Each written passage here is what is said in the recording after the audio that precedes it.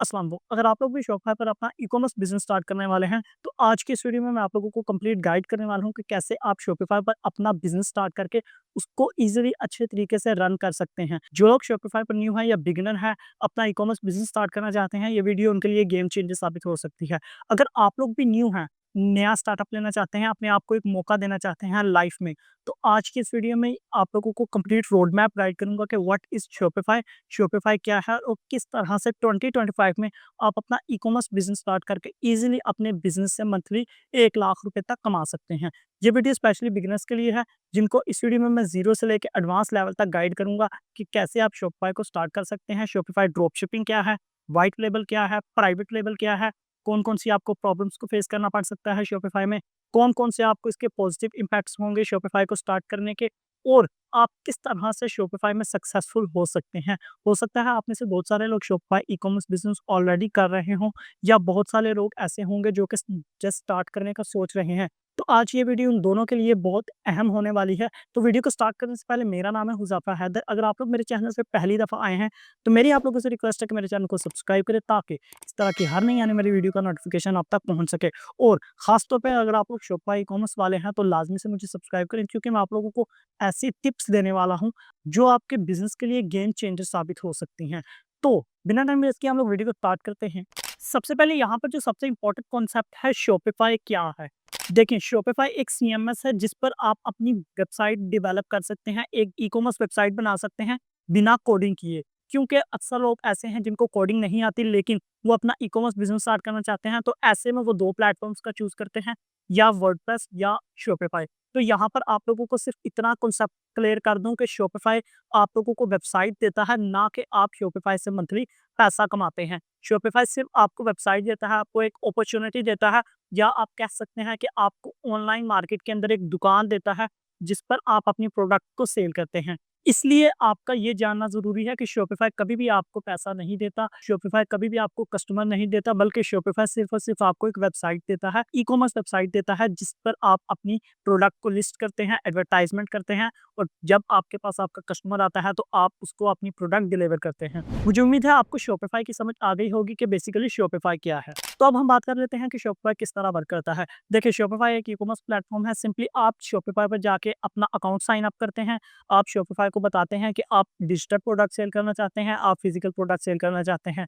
आप सिंपली अपना account create करते हैं, अकाउंट क्रिएट करने के बाद आप अपनी वेबसाइट को कस्टमाइज़ करते हैं। अब यहाँ पर 2 चीज़ें हैं, अगर तो आप खुद डेवलपर हैं या अगर आपको खुद स्टोर डिज़ाइन करना आता है, तो आप खुद थीम को ऑप्टिमाइज़ करते हैं, अपने स्टोर को ऑप्टिमाइज़ करते हैं, स्पीड ऑप्टिमाइज़ करते हैं, अपना स्टोर प्रॉपर्ली स्टोर पे डेवलप करते हैं, उसके बाद उस पर अपनी प्रोडक्ट लिस्ट करके सेल करते हैं। लेकिन अगर आपको कुछ स्टोर डिज़ाइन करना नहीं आता, तो यहाँ पर आप फ्रीलांसर्स को हायर करते हैं, जो आपके लिए प्रोफेशनल स्टोर डिज़ाइन करते हैं। स्टोर डिज़ाइन करने के बाद आप सिंपली अपने स्टोर पे प्रोडक्ट को लिस्ट करते हैं। जब आप स्टोर डिज़ाइन करते हैं, प्रोडक्ट लिस्ट करते हैं, इसके बाद अब आप सिंपली अपने स्टोर की एसईओ करते हैं, अपने स्टोर को गूगल सर्च कंसोल में इंडेक्स करवाते हैं। अब इसका प्रोसेस बहुत ही ज़्यादा सिंपल होता है। अगर तो आप फूड डेवलपर हैं, तो आपको इस चीज़ की नॉलेज होगी, वरना आप जिस फ्रीलांसर को हायर करते हैं, वो आपके स्टोर की प्रॉपर एसईओ आपको करके देता है। सिंपली ये जानना ज़रूरी है कि एसईओ का आपको क्या बेनिफिट होता है। लॉन्ग टर्म में जब आपका ई-कॉमर्स ब्रांड ग्रो होता है, तो ऐसे में कस्टमर्स कई बार गूगल पर जाके आपकी वेबसाइट या आपके ब्रांड का नेम सर्च करते हैं। तो एसईओ का आपको यही बेनिफिट होता है कि गूगल सर्च एनालिटिक्स के अंदर गूगल आपकी वेबसाइट को बूस्ट करता है, आपकी वेबसाइट को प्रॉपर दिखाता है, जिस पर आपका कस्टमर क्लिक करता है और आपको ऑर्डर आने के चांस इंक्रीज़ हो जाते हैं। अब जब आप अपना स्टोर डिज़ाइन करके प्रोडक्ट अपलोड कर देते हैं, उसके बाद आप एसईओ भी करवा लेते हैं, तो अब हम आते हैं मेन मुद्दे पे कि कस्टमर आपकी प्रोडक्ट कैसे खरीदेगा। अब यहाँ पर मुख्तलिफ तरीक़ेकार होते हैं कस्टमर को अपनी प्रोडक्ट सेल करने के लिए। कुछ लोग ऑर्गेनिक ट्रैफ़िक लेकर आते हैं सोशल मीडिया से, लाइक वो रील्स अपलोड करते हैं अपनी प्रोडक्ट से रिलेटिव, अपनी प्रोडक्ट से रिलेटेड अच्छी-अच्छी सी पोस्ट अपलोड करते हैं, जिस पर उनका कस्टमर अट्रैक्ट होकर उनकी वेबसाइट पर जाता है और उसके बाद उनको ऑर्डर प्लेस करता है। या यहाँ पर आप डिजिटल मार्केटिंग के थ्रू अपनी प्रोडक्ट को सेल करते हैं। अब डिजिटल मार्केटिंग के अंदर आप टिकटॉक पर एड्स चलाते हैं, आप फेसबुक पर एड्स चलाते हैं, इंस्टाग्राम पर एड्स चलाते हैं। इसके अलावा और भी मुख्तलिफ प्लेटफ़ॉर्म्स हैं जहाँ पर आप एडवर्टाइज़मेंट करके अपने प्रोडक्ट को सेल करते हैं। अब यहाँ पर कभी भी आपकी एडवर्टाइज़मेंट फ्री में नहीं होती, अक्सर लोगों को ये भी नहीं पता होता कि क्या ऐड चलने के पैसे लगते हैं या नहीं लगते। तो ऐड चलाने के आपको पैसे खर्च करने पड़ते हैं, यहाँ पर आपकी कॉस्ट लगती है। अब वो कॉस्ट आपकी प्रोडक्ट पे डिपेंड करता है, आपकी एक्सपीरियंस पे डिपेंड करता है कि आप कितने अच्छे तरीके से मेटा एड्स को रन करते हैं ताकि आपको कम कॉस्ट में अच्छे रिजल्ट मिले। अब ज़्यादातर जो पाकिस्तान में यूज़ होते हैं, एक टिकटॉक एड्स और एक फेसबुक एड्स यूज़ होते हैं एडवर्टाइज़मेंट के लिए, जिस पर लोग अपनी प्रोडक्ट्स को सेल करते हैं। अब जब आपकी प्रोडक्ट सेल हो जाती है तो यहाँ पर आता है डिस्पैच करने का मामला। वो बाद में हम उस पर बात करेंगे, आगे जाकर उस पर डिस्कस करेंगे। तो अभी के लिए आपको पता चल गया होगा कि बेसिकली शॉपिफ़ाई एक्चुअल में वर्क किस तरह से करता है। तो अब हम बात कर लेते हैं कि ड्रॉप शिपिंग किसे कहते हैं। देखिए, ड्रॉप शिपिंग का मतलब है आप किसी थर्ड पार्टी सप्लायर से प्रोडक्ट को ड्रॉप करते हैं और अपनी वेबसाइट पर उसको लिस्ट करते हैं। उसके बाद आप उस प्रोडक्ट की एडवर्टाइज़मेंट करते हैं। जब आपके पास कस्टमर आता है, आपकी प्रोडक्ट को परचेज़ करता है, उसके बाद आप सिंपली उस ऑर्डर को आगे थर्ड पार्टी सप्लायर को प्रोवाइड करते हैं। वो सप्लायर आगे से उस ऑर्डर को डिस्पैच करके आपके कस्टमर को डिलीवर करता है और उसमें आपका जितना प्रॉफ़िट होता है वो सप्लायर 1 वीक या 2 वीक या 1 मंथ के बाद इनडायरेक्टली या डायरेक्टली आपके बैंक अकाउंट में ट्रांसफ़र करता है। सिंपली ड्रॉप शिपिंग इसे कहते हैं। अब बेसिकली ड्रॉप शिपिंग किस तरह की जाती है? ड्रॉप शिपिंग आप लोकल मार्केट में भी कर सकते हैं, आप इंटरनेशनल मार्केट में भी कर सकते हैं। अब ड्रॉप शिपिंग करना आसान है व्हाइट लेबल की निस्बत या प्राइवेट लेबल की निस्बत, क्योंकि अक्सर लोगों के पास इन्वेंटरी मौजूद नहीं होती या इतनी इन्वेस्टमेंट नहीं होती कि वो प्राइवेट लेबल स्टार्ट कर सकें या व्हाइट लेबल स्टार्ट कर सकें। ऐसे में उनके लिए ड्रॉप शिपिंग एक बेस्ट ऑप्शन है। ड्रॉप शिपिंग में आप 15 से 20 या 20 से 30 हज़ार के अंदर अपना स्टोर मैनेज करते हैं, सोशल मीडिया मैनेज करते हैं। आप सिंपली स्टोर डिज़ाइन करते हैं, उसके बाद एडवर्टाइज़मेंट करते हैं। उसके बाद जब आपके पास कस्टमर आता है तो थर्ड पार्टी सप्लायर के थ्रू आप अपनी प्रोडक्ट को डिस्पैच करवाते हैं और बाद में जो आपका प्रॉफ़िट होता है या जो भी आपका कमीशन होता है वो आपके डायरेक्ट बैंक अकाउंट में आ जाता है। तो अब आप ड्रॉप शिपिंग कैसे स्टार्ट कर सकते हैं? ड्रॉप शिपिंग स्टार्ट करने के लिए सिंपली आपको चाहिए होगा एक स्टोर, आपको चाहिए होंगी सोशल मीडिया प्रोफाइल्स, आपको चाहिए होगी एक वेबसाइट या एक सप्लायर जो आपको प्रोडक्ट सप्लाई करेगा। उसके बाद आपको चाहिए होगी एडवर्टाइज़मेंट, यानी एडवर्टाइज़मेंट चाहिए होने से मुराद ये है कि आपको एडवर्टाइज़मेंट की नॉलेज होनी चाहिए, आपके पास मेटा एड्स की, आपके पास टिकटॉक एड्स की स्किल मौजूद होनी चाहिए, जिसके थ्रू आप हाई कन्वर्ट ऑडियंस को अट्रैक्ट कर सकें जो आपसे आपकी प्रोडक्ट परचेज़ करें। जब आपके पास ऑर्डर आए तो आप कस्टमर सपोर्ट का भी ख्याल रखें, आप रिटर्न्स का भी ख्याल रखें, आप अपने प्रॉफ़िट को भी मैनेज करें। थर्ड पार्टी सप्लायर के थ्रू आप उनको डिस्पैच करवाएँ, टाइम पर डिलीवर करें, शिकायत को कंट्रोल करें। यहाँ पर भी आपको पॉजिटिव और नेगेटिव इम्पैक्ट्स को फेस करना पड़ता है। तो सिंपली ड्रॉप शिपिंग का कॉन्सेप्ट कुछ इतना सा ही था, मुझे उम्मीद है आपको समझ आया होगा।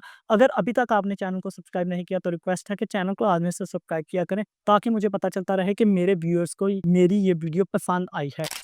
अब हम बात करते हैं कि व्हाइट लेबल किसे कहते हैं। बेसिकली आप किसी थर्ड पार्टी कंपनी यानी किसी कंपनी से प्रोडक्ट मैन्युफैक्चर करवाते हैं नॉन लेबल, यानी उस प्रोडक्ट के ऊपर किसी कंपनी का लेबल नहीं होता, किसी ब्रांड का लेबल नहीं होता। उसको आप अपनी ब्रांडिंग के साथ आगे मार्केट में सेल करते हैं, इसको हम व्हाइट लेबल कहते हैं। इसमें आपको इन्वेंटरी परचेज़ करनी पड़ती है, इन्वेंटरी परचेज़ करने के बाद आपको अपनी ब्रांडिंग करनी पड़ती है। मिसाल यहाँ पर आपको देता हूँ कि आपने एक परफ्यूम लिया, अब परफ्यूम की मुख्तलिफ कंपनीज़ हैं, मैं यहाँ पर नाम नहीं लूँगा। आप सिंपली उन कंपनीज़ के फ़ॉर्मूले को कॉपी करते हैं, उस फ़ॉर्मूले को कॉपी करके आप सिंपली अपनी बॉटल्स के अंदर उस फ़ॉर्मूले को डालते हैं। सिंपली आप उस परफ्यूम के ऊपर अपना लेबल लगाते हैं, अपने ब्रांड का ठप्पा लगाते हैं और उसको मार्केट में अपने ब्रांड की अपनी शिनाख्त से सेल करते हैं। इसको हम व्हाइट लेबल कहते हैं। अब यहाँ पर आपने क्या किया, आपने थर्ड पार्टी किसी भी सप्लायर से परफ्यूम को मैन्युफैक्चर करवा सकते हैं, उसके बाद आप उसको अपने ब्रांड के नेम से आगे सेल कर सकते हैं। इसको हम सिंपली व्हाइट लेबल कहते हैं। व्हाइट लेबल में आपको इन्वेंटरी को मैनेज करना पड़ता है, आपको एक अच्छी इन्वेस्टमेंट की नीड होती है और अगर आपके पास कम इन्वेस्टमेंट है, यानी आप 1 लाख से या 2 लाख से स्टार्ट करने वाले हैं, तो मैं आप लोगों को मशवरा दूँगा कि आप कभी भी व्हाइट लेबल को स्टार्ट ना करें, यह आपके लिए हाई रिस्क हो सकता है। आप सिंपली प्राइवेट लेबल को स्टार्ट कर सकते हैं। अब हम बात कर लेते हैं कि प्राइवेट लेबल क्या है? बहुत ही आसान कांसेप्ट है इसका भी। देखिए, व्हाइट लेबल में हमने क्या देखा था कि आप किसी कंपनी से प्रोडक्ट को मैन्युफैक्चर करवाते हैं, उसको अपने लेबल के साथ मार्केट में सेल करते हैं। जबकि प्राइवेट लेबल में आप किसी कंपनी को उसके लेबल के साथ मार्केट में सेल करते हैं। लाइक रोलेक्स की वॉचेस हो सकती हैं, डियोर के परफ्यूम्स हो सकते हैं। आप डियोर के परफ्यूम्स को डियोर की ऑफिशियल ब्रांडिंग के साथ आगे मार्केट में सेल करते हैं, रोलेक्स की वॉचेस को रोलेक्स की ऑफिशियल ब्रांडिंग के साथ आगे मार्केट में सेल करते हैं। इसको हम प्राइवेट लेबल कहते हैं। इस पर भी आपको अच्छी इन्वेंटरी की कॉस्ट पड़ती है, अच्छे प्रोडक्ट के लिए आपको ज़्यादा इन्वेस्टमेंट की नीड होती है। अगर आप लोग 1 से 2 लाख से स्टार्ट करने वाले हैं तो मेरी रिकमेंडेशन है कि आप प्राइवेट लेबल से स्टार्ट करें। अब हम बात कर लेते हैं बाकी चीज़ों के बारे में। चैलेंजेस और हर्डल्स, आपको क्या-क्या चैलेंजेस फेस करने पड़ सकते हैं शॉपिफाई ई-कॉमर्स में? देखिए, सबसे पहला challenge product research, product hunting. अगर आपके पास एक प्रोडक्ट नहीं है या आपने अभी तक अपनी नीड सेलेक्ट नहीं की, प्रोडक्ट सेलेक्ट नहीं की, तभी भी आप शॉपिफाई पर अपना स्टोर बनाकर सेल्स की कोशिश मत कीजिएगा, आप बहुत बड़ा लॉस फेस करना पड़ेगा आपको। यहाँ पर प्रोडक्ट हंटिंग एक बहुत बड़ी प्रॉब्लम है। प्रोडक्ट आपके बिज़नेस की बैकबोन होती है। अगर आपकी प्रोडक्ट अच्छी नहीं है, तो कभी भी आप लॉन्ग टर्म के लिए अपने बिज़नेस को स्टेबल नहीं रख सकते। हो सकता है आप फर्स्ट टाइम में अपनी प्रोडक्ट को कस्टमर को सेल कर दें, लेकिन जब आपके कस्टमर को आपकी प्रोडक्ट पे अच्छी तरह ट्रस्ट नहीं होगा, जब उसको आपकी प्रोडक्ट पसंद नहीं आएगी, ऐसे में वो आपसे कभी भी अगली दफ़ा ऑर्डर नहीं करेगा। तो इसलिए आपने प्रोडक्ट को अच्छे तरीके से रिसर्च करना है, अच्छी क्वालिटी प्रोडक्ट ढूँढनी है, अच्छी नीच सेलेक्ट करनी है, हाई कंपटीशन को आपको फेस करना पड़ेगा, आपने कंपटीशन से हट के एक प्रोडक्ट को चूज़ करना है। अब हम बात कर लेते हैं हाई कंपटीशन की। देखिए, जब आप ई-कॉमर्स स्टार्ट करेंगे तो आपको बहुत ज़्यादा कंपटीशन फेस करना पड़ेगा, क्योंकि पाकिस्तान की मार्केट में खास तौर पे ई-कॉमर्स इस वक़्त ट्रेंडिंग पर है और इतना कंपटीशन है, हर कोई कपड़े के पीछे भाग रहा है, कोई कपड़ा सेल कर रहा है, हर कोई परफ्यूम्स को सेल करने पे लगा हुआ है, हर कोई वॉचेस को सेल करने पे लगा हुआ है। व्हाई? आप यही प्रोडक्ट क्यों चूज़ कर रहे हैं? आपसे आपका कस्टमर प्रोडक्ट क्यों खरीदेगा? आपने कभी ये अपने आप से क्वेश्चन किया है? यहाँ पर मैं आपको ये की पॉइंट देता चलूँ कि जब आप प्रोडक्ट को परचेज़ करें या आप इन्वेंटरी परचेज़ करने लगें या आप प्रोडक्ट को सिलेक्ट करें, तो आपने अपने आप से ये क्वेश्चन ज़रूर करना है कि आपका कस्टमर आपसे आपकी प्रोडक्ट क्यों खरीदेगा? आपको एक डायरेक्ट रीज़न मिल जाएगी कि आपका कस्टमर आपसे आपकी प्रोडक्ट क्यों खरीदेगा। अगर आपको कोई रीज़न ना मिले, तो समझ लें आपकी ये प्रोडक्ट फ्लॉप है, आपको इसमें लॉस फेस करना पड़ सकता है। ऐसे में आपने कभी भी उस प्रोडक्ट को चूज़ नहीं करना जिस पे आपको कोई रीज़न ना मिले। अब मार्केट में लोग कपड़ा सेल कर रहे हैं, वॉचेस सेल कर रहे हैं, परफ्यूम सेल कर रहे हैं, तो आपका कस्टमर आपसे वॉच क्यों खरीदेगा?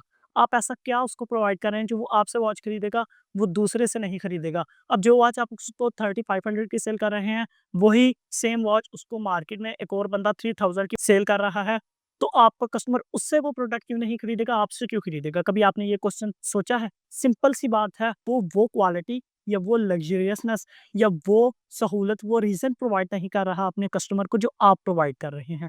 इसलिए आपने प्रोडक्ट हंटिंग और हाई कंपटीशन पर बहुत ज़्यादा तवज्जो देनी है। अगर आप लोग इसको मुझसे पर्सनली तौर पे सीखना चाहते हैं, तो नीचे व्हाट्सएप और मेरा इंस्टाग्राम को आपको नज़र आ रहा होगा। सिंपली मुझे फ़ॉलो करें और नीचे व्हाट्सएप पर या आप मुझसे इंस्टाग्राम पे कॉन्टैक्ट कर सकते हैं। मैं आप लोगों को पर्सनली अपनी गाइड दूँगा कि कैसे आप प्रोडक्ट चूज़ कर सकते हैं, कैसे आप ई-कॉमर्स में सक्सेसफुल हो सकते हैं, अगर तो आपका बिज़नेस कामयाब नहीं है तो। तो अब हम बात कर लेते हैं शॉपिफ़ाई के बिज़नेस के रोड मैप के बारे में कि आपने कहाँ से पहला स्टेप लेना है और कैसे आपने आपका आखिरी हदफ, आपका आखिरी मकसद क्या होना चाहिए। देखिए, बिज़नेस के अंदर आपका कोई भी एक मकसद नहीं होता, यहाँ पर ये पॉइंट मैं आपका क्लियर कर देता हूँ। अब सबसे पहले हम बात करते हैं हमने स्टार्ट कहाँ से लेना है। स्टार्ट में आपने कभी भी अपना स्टोर डिज़ाइन नहीं करना। आपको 90% लोग सोशल मीडिया पे ये कहते नज़र आएँगे कि जाइए शॉपिफ़ाई पर अपना स्टोर डिज़ाइन कर लें, वेबसाइट बना लें, बिज़नेस स्टार्ट कर लें। भाई, ये बातें जितनी सुनने में आसान होती है, एक्चुअल में जब आप इनको इम्प्लीमेंट करते हैं तो दिस इज़ नॉट ईज़ी। एक टाइम था जब मैं भी सोशल मीडिया को वॉच करता था, इसी तरह इन्फ्लुएंसर्स की बातें सुनता था। जब मैंने मार्केट में कदम रखा, जब मैंने वाक़ई में इन चीज़ों को लाइफ़ में इम्प्लीमेंट करना शुरू किया, तो मुझे पता चला कि वाक़ई में जो बताया जाता है कभी भी एक्चुअल में वैसा नहीं होता।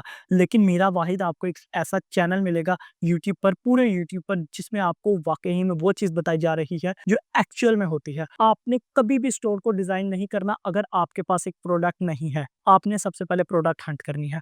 प्रोडक्ट हंट करने का मेथड मैंने आपको बता दिया है। आपने अपने आप से क्वेश्चन करना है कि why your customer by your product from you, आपका कस्टमर आपसे आपकी प्रोडक्ट क्यों खरीदेगा। जब आपके पास एक रीज़न मिल जाए, तो आपने प्रोडक्ट को चूज़ करना है। उसके बाद आपने हाई कंपटीशन पे नज़र रखनी है।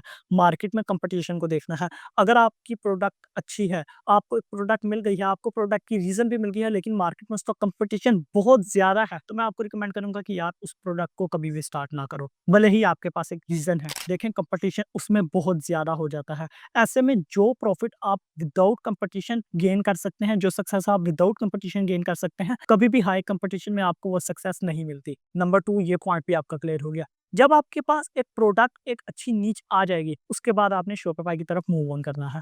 आपने शॉपिफ़ाई पे सिंपली जाना है, अपना अकाउंट क्रिएट करना है। अकाउंट क्रिएट करने के बाद आपने शॉपिफ़ाई की प्रॉपर तरीके से सेटिंग्स करनी है। आपने लोकल ई-कॉमर्स करना है, आपने इंटरनेशनल ई-कॉमर्स करना है, उसके मुताबिक आपने प्रॉपर अपने स्टोर की सेटिंग्स करनी है। सेटिंग्स करने के बाद आपने सिंपली अपने स्टोर को बिल्ड करना है। अगर आपके पास एक अच्छा स्टोर नहीं है, आप अच्छे डेवलपर नहीं हैं, आपको अच्छा स्टोर डेवलप करना नहीं आता, तो मैं आपको रिकमेंड करूँगा कि आप स्टोर डेवलप करवाने के लिए किसी फ्रीलांसर को हायर करें। क्योंकि देखें, वेबसाइट आपके कस्टमर का पहला इंप्रेशन होता है। आपका कस्टमर पहले आपकी वेबसाइट पे आता है, उसके बाद आपसे प्रोडक्ट खरीदता है। इसलिए आपकी वेबसाइट प्रॉपर तरीके से कस्टमाइज़ होनी चाहिए, आपका प्रोडक्ट पेज प्रॉपर तरीके से ऑप्टिमाइज़ होना चाहिए, ताकि आपका कस्टमर उससे अट्रैक्ट हो और आपको ऑर्डर करे। यहाँ पर आपने अपने स्टोर को भी अच्छे तरीके से कस्टमाइज़ करना है।